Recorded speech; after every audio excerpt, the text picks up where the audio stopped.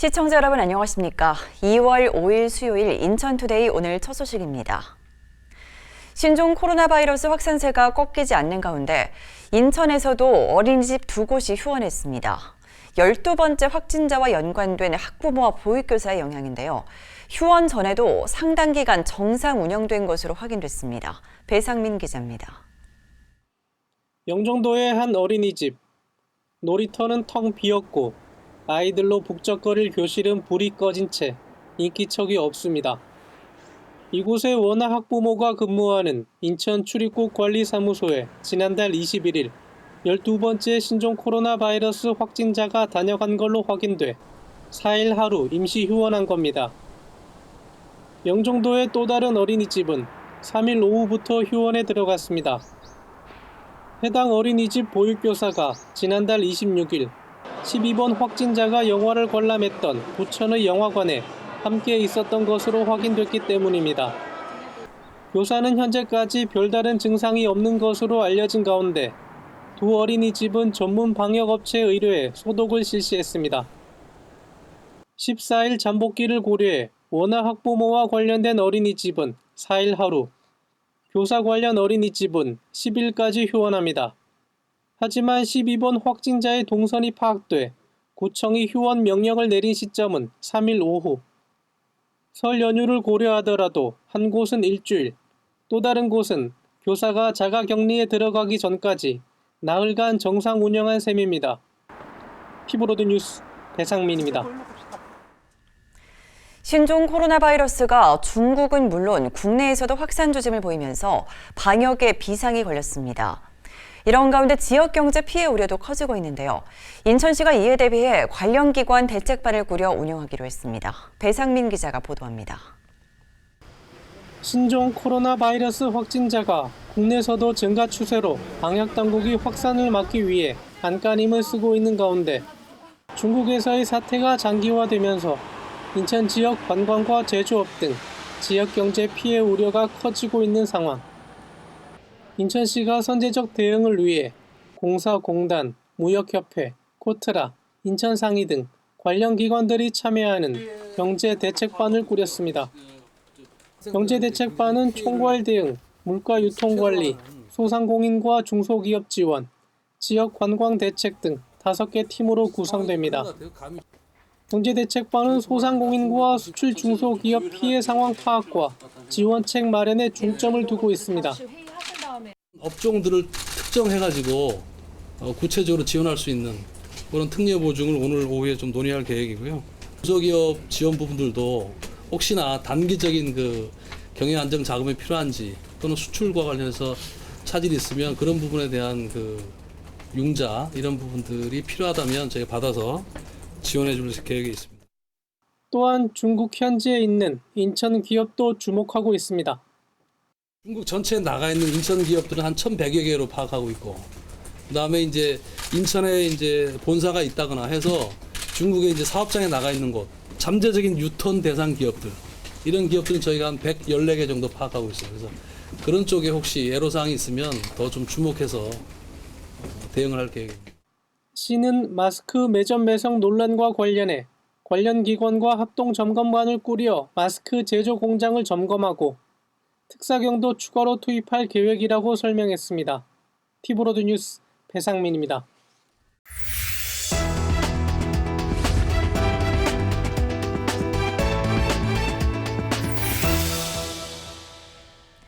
신종 코로나 바이러스가 확산하면서 가짜 뉴스와 허위 정보가 넘쳐나고 있는데요.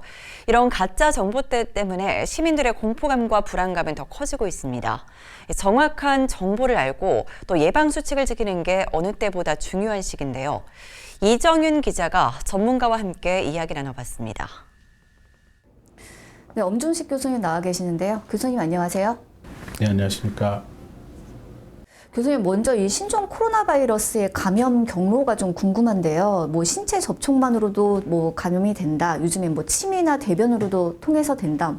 여러 가지 이야기들이 있는데 좀 어떻게 되나요? 네, 뭐 가장 확실한 전파 경로는 비말이라는 형태의 분비물입니다. 그러니까 우리가 기침이나 재채기를 할 때 이 구강 쪽이나 아니면 그 코 뒤쪽 그리고 기관지에 있던 작은 물방울 형태의 비말이 바깥으로 나오게 되는데요. 이것들을 가까이 있는 상태에서 들여 마시면 감염이 되는 그런 경로입니다. 그런데 이 비말은 보통 1m, 아주 멀리 날아가 봐야 2m 정도이기 때문에 이 공기전파처럼 그 몇십 미터씩 날아가는 일은 없고요.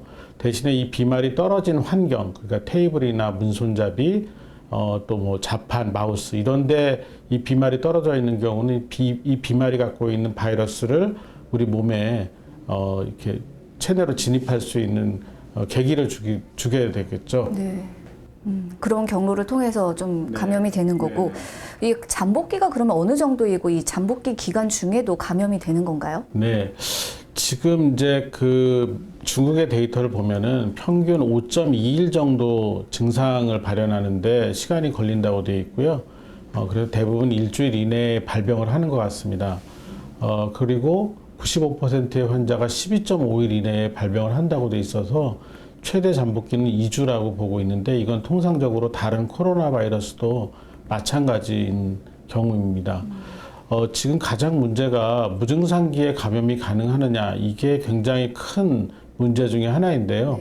아직까지는 과학적으로 그 증명된 상황은 아닙니다. 그러니까 증상이 뚜렷하지 않은 상태에서 접촉한 사람이 똑같은 이 신종 코로나 바이러스에 감염된 사실이 확인이 되면서 무증상기 감염을 의심하고 있는데 이 경우는 중요한 요인이 뭐냐면 환자의 진술을 근거로 판단을 한다는 점입니다. 그런데 우리가 이런 특정한 병에 걸리게 되면 본인의 초기 증상을 정확하게 인지하는 경우는 그렇게 많지가 않습니다. 실제로 이 증상과 관련된 이 신종 코로나 바이러스와 관련된 증상을 경험하는 분도 있고 다른 증상을 신종 코로나 바이러스 감염병이라고 착각하는 경우도 있고 심지어는 이런 증상을 전혀 못 느끼는 분들도 있습니다. 증상이 생겼음에도 불구하고 그래서 그 가장 최근의 예가 3번 환자가 세 번째 환자가 여섯 번째 환자와 접촉하는 과정에서 식사 후에 증상이 시작되었다라고 초기에 진술했기 때문에 여섯 번째 환자를 이제 능동감시자로 분류를 했었거든요. 근데 나중에 역학조사를 더 하다 보니까 식사 전부터 관련 증상이 있었다는 게 확인이 되고 이제 그 과정에서 이분이 밀접 접촉자로 분류돼서 자가격리를 했어야 되는데 거기서 빠지게 되는 현상이 생겼거든요. 그러니까 이게 이 환자분들이 일부러 속이거나 이런 것이 아니라 실제로 초기 증상을 감지하고 인지하고 그것들을 확인하고 기억하는 데는 상당한 오류가 생길 수 있다는 점이기 때문에 아직까지는 이 무증상 감염에 의한 전파를 그냥 있는 그대로 다 받아들일 수는 없는 상황입니다. 실제 요즘에 이제 확진 환자의 이동 경로가 이제 공개가 되면서 시민들의 불안감도 커지고 있는데요. 이게 어느 정도 기간이 지나야지 안전한 거고 또 소독 작업을 하면 안전한 건지 궁금한데요. 예, 통상적으로 이런 그 바이러스들은 비말 형태로 몸 밖으로 나왔을 때 이 비말이 말라버리면 바이러스도 그냥 사멸이 됩니다. 그러니까 뭐 짧게는 수십 초에서 수분이면 충분한 상황이고요. 그러니까 오랫동안 지속하기가 어렵다는 얘기입니다. 어떤 특별한 환경, 이 비말이 오랫동안 남아있을 수 있는 어떤 환경에서는 뭐 이틀 정도까지 이 비말이 깨지지 않기 때문에 바이러스가 살아있다라는 보고가 있긴 하지만 일반적인 상황은 아니라서 이 환경이 보통 저희가 생각하기에는 뭐 최대 24시간에서 48시간 정도가 지나면 크게 우려할 상황은 아니라고 판단을 하고 있습니다. 그렇게 보시는 거고, 이 추가 확산을 막기 위해선 이게 의심 환자의 이제 조기 발견이 가장 중요할 것 같아요. 좀 어떤 증상이 있을 때 의심을 해봐야 할까요? 일단 아직까지는 중국 우한시 후베이성 지역을 방문한 여행력이 있어야 되겠고요. 그 상태에서 열이 나거나 기침, 가래, 뭐 콧물, 또 인후통 이런 증상들이 생기게 되면은 의심을 할 수가 있겠습니다. 그런데 만약에 우리나라에서 지역사회 감염 유행이 확인이 되는 순간부터는 그 지역을 중심으로 해서 여행력이 없다고 하더라도 이런 호흡기 증상이 있는 경우에는 감별 진단을 해야 할 것으로 생각을 하고 있습니다. 그러시고요. 이 후베이성 방문한 이 중국인 같은 경우에는 이제 아예 입국을 금지하기로 했잖아요. 일부에서는 모든 중국인의 입국을 금지시켜야 된다, 뭐 이런 이야기도 나오고 있는데 좀 어떻게 보시나요? 해외 전파 사례를 보면 아직까지는 중국 우한시 후베이성을 다녀온 분들 이외에 다른 지역을 다녀와서 감염이 된 사례들은 보고가 되지 않고 있습니다. 그러니까 아직까지는 이 중국 내에서도 후베이성 중심으로 방문력을 확인하고 그 방문력이 있는 경우에 감별 진단을 하는 것이 맞다고 보고 있고요. 그렇지만 중국의 유행 양상이 커지고 지속이 되면 분명히 다른 지역에서도 지역사회 감염 유행이 확인이 될 거고, 그런 경우에는 그 지역을 방문한 그 여행력이 있는 경우에 역시 마찬가지로 감별 진단의 대상으로 삼아야 될 것으로 생각을 하고 있습니다. 이 시민들의 이제 반드시 지켜야 할 예방 수칙이 중요할 것 같은데, 마지막으로 좀 어떤 수칙들 지켜야 할까요? 가장 중요한 것은 손위생입니다. 그러니까 손을 흐르는 물에 비누를 이용해서 40초에서 60초 가량 충분히 구석구석 씻는 그런 손 위생이 중요하겠고요. 그렇게 흐르는 물을 사용할 수 없는 경우에는 최근에 손 세정제들이 아주 잘 개발이 돼서 보급이 되고 있습니다. 이 손 세정제를 이용해서 충분한 양을 손에 바르고, 마찬가지로 손 구석구석을 이 손 세정제가 완전히 마를 때까지 충분히 닦으면 이런 그 신종 코로나 바이러스는 충분히 사멸되거나 없어지기 때문에 이 손위생을 지키는 게 가장 중요하겠습니다. 다음으로는 기침 예절인데요. 기침을 할 때 코와 입을 동시에 손수건이나 휴지로 가리고 하고, 그럴 수 없는 경우에는 옷소매를 이용해서 기침 재채기를 하고, 그 이후에는 반드시 손위생을 마찬가지로 추가해서 수행하는 것이 이런 호흡기 감염증을 예방하는 데 가장 중요하겠고, 특히 이제 고위험군, 5세 미만의 아이들이나 65세 이상 노인분들이 자연스럽게 면역이 떨어져 있는데, 또 이런 분 외에도 만성질환이 있거나 면역저하 질환이 있는 분들은 면역력이 약하기 때문에 이 밀폐된데 사람들이 많이 모이는 그런 지역은 방문 자체를 피하셔야 되겠고, 방문을 할 수밖에 없는 상황이라면 마스크 착용을 권해드리고 있습니다. 말씀 들어보니까 이 신종 코로나 바이러스 확산을 막기 위해서는 어느 때보다 좀 시민들의 협조가 중요할 것 같네요. 네. 오늘 교수님 말씀 감사합니다. 감사합니다.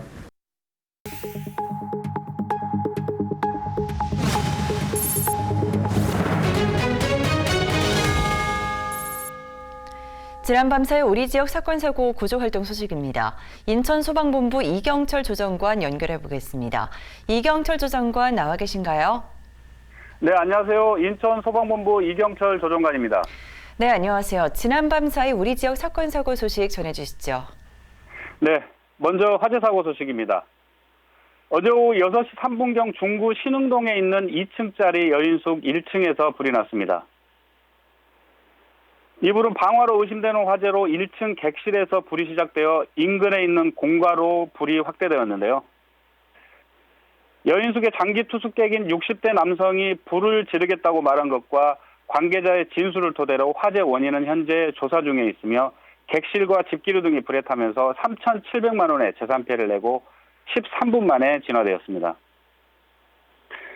또한 이 불로 2층 투숙객인 60대 남성이 연기를 마시고 병원으로 옮겨졌으며, 다른 투숙객 6명은 외부로 안전하게 대피하여 추가적인 인명피해는 발생하지 않았습니다. 또한 오늘 새벽 2시 6분경에는 서구 성남동에 있는 전자부품 제조공장 3층에서 불이 났습니다. 이 불은 수도배관 열선에서 정기적 요인으로 최초 불이 시작되었으며, 보온재와 환풍기 등이 불에 타면서 22만 원의 재산 피해를 내고 15분 만에 진화되었습니다. 또한 불이 난 공장에는 근로자 20명이 작업 중에 있었는데요. 다행히 공장 관계자의 침착한 대피 유도로 인명피해는 발생하지 않았습니다. 다음은 교통사고 소식입니다. 어제 오전 9시 28분경 인천대교 송도 방면 8.6km 지점에서 버스기사가 운전 중에 쓰러져 교통사고가 발생했다는 119 신고 전화가 있었습니다. 이 사고는 대만 관광객 17명을 태운 관광버스를 운전하던 60대 운전자가 가슴 통증을 호소하며 갑자기 쓰러져 주행하던 버스가 가드레일과 추돌하였는데요. 다행히 내부에 타고 있던 승객은 다친 사람은 없었으나 버스 운전자가 심장이 정지되어 영종소방서 119 구급대에 의해 응급처치 후 병원으로 옮겨졌으나 목숨을 잃었습니다. 봄의 첫 절기인 입춘의 문턱도 넘었는데 올겨울 최강 한파가 몰려왔습니다. 기온이 떨어지면서 화기 사용과 난방용품을 사용하는 빈도 또한 늘어나면서 화재 발생 건수도 덩달아 증가하고 있는데요. 최근 3년 동안 인천에서 겨울철 난방기기로 인한 화재는 258건이 발생해서 10억 원에 달하는 재산 피해와 7명의 사상자가 발생했습니다. 이는 추운 날씨로 인해 실내 활동이 늘어나면서 난방용품 사용이 증가했기 때문으로 분석이 됐는데요. 난방용품은 우리 생활과 밀접하지만 잘못 사용하면 우리의 안전을 위협하는 도구가 될 수 있습니다. 오늘은 집안에서 쓰고 있는 난방용품에 대해 주의사항 등을 꼼꼼히 챙겨 화재에 대비해야겠습니다. 이상 인천소방본부에서 전해드렸습니다.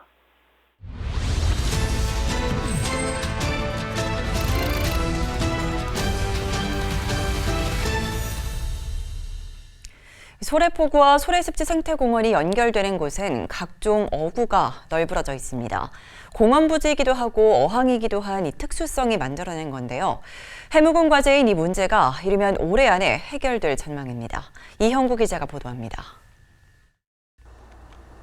소래포구 주변 해안입니다.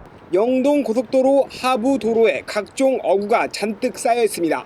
새우젓을 비롯한 각종 젓갈도 길 한쪽에 적치해놨습니다. 소래포구 시장 입간판 주변에도 수레와 각종 어구가 널브러져 있습니다. 생태공원 안내도 역시 어구가 가리고 있어 제 기능을 못한 지 오래입니다. 분명 공원으로 지정은 돼 있지만 국가 어항이기도 한 소래포구의 현주소.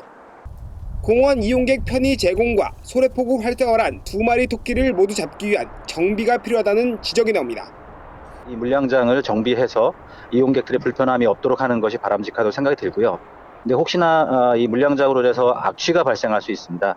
주변 택지에 이런 영향이 미치지 않도록 하기 위한 추가적인 고민이 좀 필요한 상황입니다. 이 문제가 이르면 올해 해결될 전망입니다. 인천시는 어구 적치장 주변 3만 5천여 제곱미터 부지를 공원에서 해제하는 방안을 추진합니다. 이곳을 공원 부지에서 풀어 어구 적치장으로 정비할 예정입니다. 올 상반기에 도시계획위원회 심의를 거쳐 연내에 공사를 마친다는 구상입니다. 인천시의회 업무보고에서 조속 추진을 촉구하는 목소리가 나왔습니다. 올 6월 달에 결정고시가 해야 되는데 지금 그쪽 주민들은, 어민들은 좀 시급한 문제가 있습니다. 라고 해서 이 부분을 좀 시급하게 좀 한 2-3개월, 한 2개월 정도 좀 당겨줬으면 좋겠다라고 하는 부분 지금 이 자리에서 좀 말씀 좀 드릴게요. 시급하게 신속히 추진할 수 있도록 노력하겠습니다. 한편 2년 전 화재로 소실된 소래포구 시장 현대화 사업은 오는 8월 새 단장할 전망입니다. 티브로드 뉴스 연구입니다. 옹진군과 한국건강관리협회 인천시 지부는 취약계층에 1인당 최대 200만 원의 치료비를 지원합니다. 양 기관은 지난 3일 이런 내용의 암 환자 치료비 지원 협약을 체결했습니다. 한국건강관리협회는 4천만 원의 사회공헌기금을 암 투병을 겪는 옹진군 취약계층에 1인당 200만 원 범위 내에서 지원합니다. 한편 한국건강관리협회는 2013년부터 옹진군 주민 암치료비로 179명에 총 1억 7,600만여 원을 지원했습니다. 강화군이 슬레이트 지붕재 처리 비용을 지원합니다.